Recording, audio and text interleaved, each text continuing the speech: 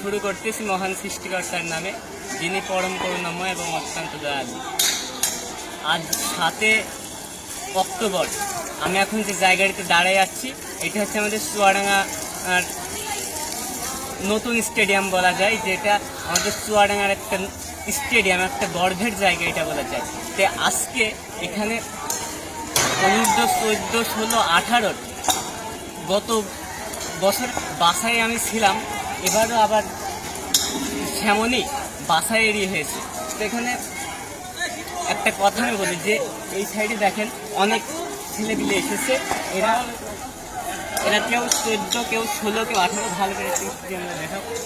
এখান থেকে সবাই কিন্তু ক্রিকেটার হবে না, কিন্তু সবাই ক্রিকেট খেলার জন্য আসে। এখান থেকে 2 থেকে 5 জন ছেলে হয়তো বিভাগীয় দলের চান্স পেলেও পেতে পারে। গত কাল হয়েছে মেহেরপুরে, আজকে চুয়াডাঙ্গাতে, আবার আগামীকাল হবে ঝিনাইদহে যত সম্ভব।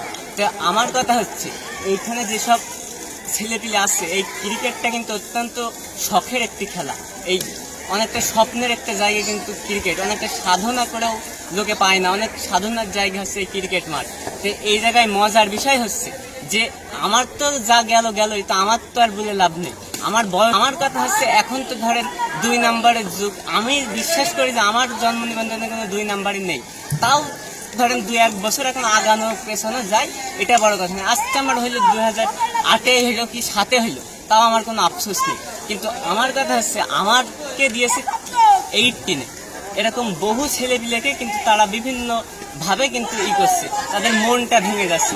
আর এইভাবে যদি মন ভাঙে, এরা কিন্তু স্বপ্ন এখন থেকেই শেষ হয়ে যাবে, এরা কিন্তু ঠিক মতো আর সামনের দিকে আগাইতে পারবে না। তো আমি এখানে করবো, এখানে আমাদের খুলনা বিভাগের কোচ এসেছে, যদি আমার ভিডিওটা দেখে তো ভালো, আর না হলে নাই। আমি তাকে অনুরোধ করব, এমদাদুল বাসায় রিপন স্যার, আপনি এইগুলোকে একটু দেখেন, কারণ এইরকম ছোট ছোট ছেলেপিলের কিন্তু স্বপ্ন এই ছোটোর থেকে কিন্তু নষ্ট হয়ে যাবে।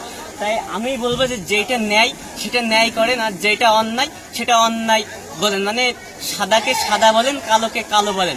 এইভাবে কিন্তু দেশ চলে না। আর বাংলাদেশ জাতীয় টিমের অবস্থা কিন্তু আপনারা সবাই জানেন যে আকাশবিহীন ছাদের মতো, কিন্তু যদিও কথাটা উলটপালট হয়ে গেল, কিন্তু বাংলাদেশ জাতীয় টিমের অবস্থাও কিন্তু এরকম।